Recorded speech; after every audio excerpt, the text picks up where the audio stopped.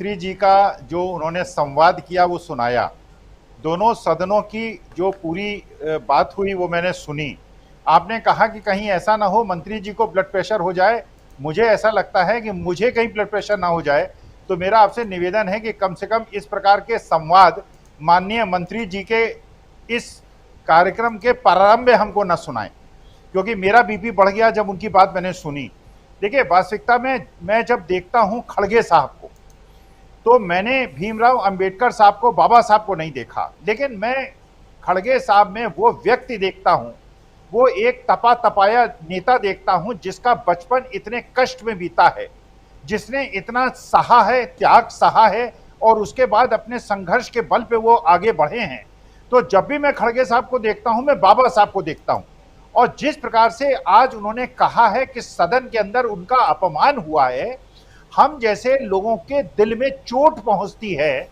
कि जो व्यक्ति इतना तपा तपाया, इतना जिसके संसदीय इतिहास का जिसको अपना ज्ञान है, और जो एक हमारे सामने एक आदर्श के रूप में हमारे सामने खड़े हैं, उनका इस प्रकार का अपमान कैसे कर सकते हैं। और मुझे खेद हुआ जब मैंने लोकसभा के स्पीकर महोदय को सुना, जब ये हुआ कि साहब अविश्वास प्रस्ताव को हम अनुमति देते हैं और इस पर अब चर्चा होगी, लोगों ने पीछे से कहा चक दे इंडिया,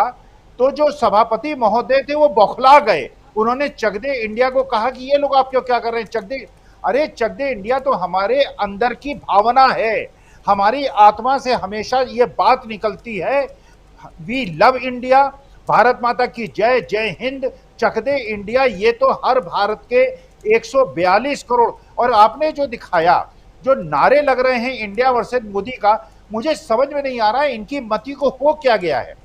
इंडिया के सामने मोदी को खड़ा कर रहे हैं। अरे मैं माननीय गांधी जी का बहुत मान करता हूं, मेरे वो आदर्श हैं, लेकिन भारत माता के सामने तो मैं किसी को खड़ा नहीं कर सकता। भारत माता तो सर्वोच्च है, भारत माता तो सबसे ऊपर है, भारत माता की, और वो इंडिया के सामने खड़ा कर रहे हैं मोदी जी को, तो मानी बात है मोदी जी की आवाज दब जानी चाहिए थी। देखिए, आपके माध्यम से राजीव जी मैं एक आज निवेदन करना चाहता हूं, मैं एक सुझाव देना चाहता हूं चुनाव आयोग को कि जो जो लोग इलेक्शन लड़ें और जो पदों पे रहे हैं, इनका पासपोर्ट इलेक्शन के पहले अपने पास रखवा दें,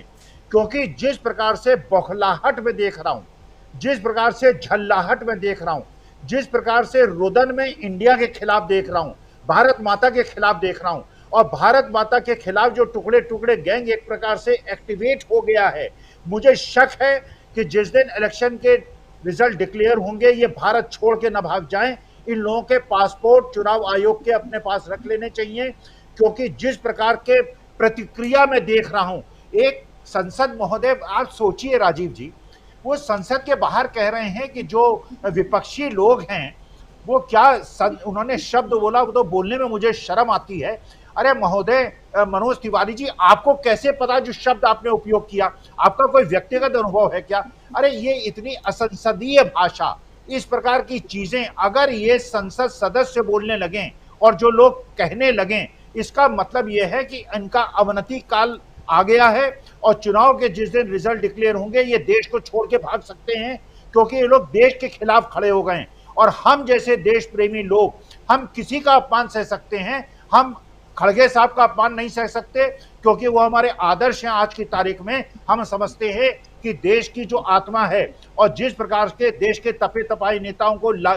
सामने आदर्श के रूप में हम देखते हैं, उसमें खड़गे साहब हमारे सामने आते हैं। और जब ये मंत्राणी महोदय ये कह रही हैं कि आप राजस्थान पे बात कीजिए और आपको हिम्मत है तो छत्तीसगढ़ पे बात कीजिए, अरे मंत्री महोदय आप बता दीजिए राहुल गांधी का क्या दोष है, मणिपुर में उन्होंने कैसे वहां पे वो किया है, वो बेचारा वहां पे मलहम लगाने गया है, लोगों को सांत्वना दी है, लोगों के आंसू उसने वहां पे पहुंचे हैं। अगर इस चीज का दोष उस आदमी का दोषी है तो लोकसभा राज्यसभा में बताइए उसका क्या दोष है, और ये भी बताइए कि जब वहां पे अमित शाह जी गए थे, अमित शाह जी ने क्या किया था, और जो वहां पे उत्पीड़न हो रहा है, और आदिवासियों में मध्य प्रदेश के अंदर आपने सुना होगा जो आदिवासी बहुल क्षेत्र हैं, वहां पे आदिवासी इकट्ठे हो रहे हैं, और जिस प्रकार से आदिवासियों का शोषण नॉर्थ ईस्ट के अंदर हो रहा है, उनके दिल में धधक है। और मैं ये निवेदन करना चाहता हूं मोदी जी से कि अविश्वास प्रस्ताव में पूरी बात बताएं, देश को शांत करें, देश में मलहम लगाएं, और बताएं कि आप क्या कर रहे हैं, और देश कैसे देश के आदिवासियों को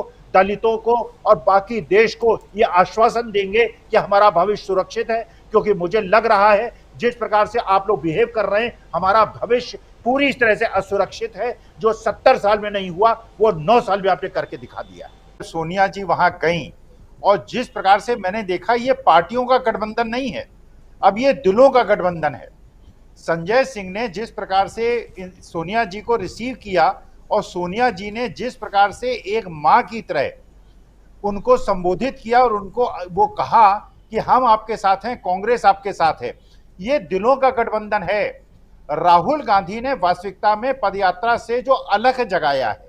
जो मोहब्बत की अलख जगाई है, और सोनिया गांधी जी ने जो आज वो प्रदर्शित की, और आप देखिए कितना प्यारा दृश्य था।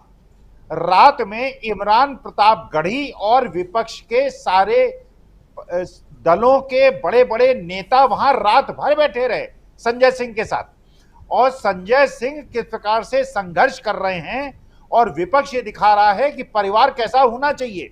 और दूसरी तरफ का राजीव जी आप परिदृश्य देखिए, आज की तारीख में मुझे लगता है मोदी जी अकेले हो गए। और जो मैंने आज मंत्राणी महोदय का जो भाषण सुना है, मैं तो वास्तविकता में मुझे तो ऐसा लग रहा था, मैं उनके पतिदेव को नहीं जानता लेकिन उनके पतिदेव को प्रणाम करता हूं, उनको शुभकामनाएं देता हूं, क्योंकि इतना दैविक रूप देखिए, जो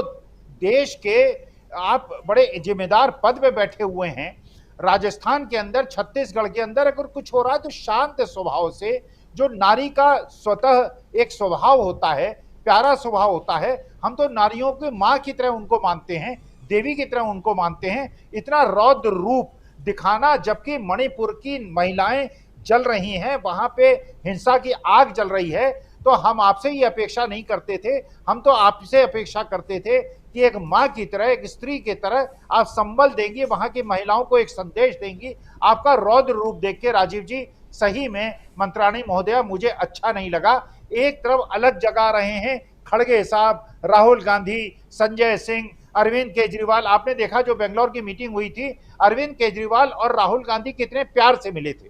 तो इसका मतलब यह है कि सबने ये समझ लिया है अभी ये लड़ाई लोकतंत्र और संविधान के नहीं, देश को बचाने की हो गई है। और 10 महीने तक अगर ये देश किसी प्रकार से बचा रहा, जब तक ये लोग सत्ता में हैं, उसके बाद ये देश सशक्त होगा, इंडिया सशक्त होगा। इंडिया के साथ जो भी खिलवाड़ करेगा, जो भी उसके साथ खड़ा होगा, वो नष्ट हो जाएगा, वो खत्म हो जाएगा। हम इंडिया के साथ पूरी 142 करोड़ लोग खड़े रहेंगे, इंडिया को मजबूत करेंगे, और इंडिया के खिलाफ जो भी अपनी जबान खोलेगा, हम उसको बिल्कुल 2024 के चुनाव क्षेत्र से बाहर कर देंगे। जी, 2024 का चुनाव बहुत मायने रखता है और उसी चुनाव के इर्द गिर्द ही पूरी की पूरी राजनीति हो रही है। आना चाहता हूं प्रोफेसर रविकांत जी आपके पास। रविकांत जी, कैसे देखा जाए, क्या ये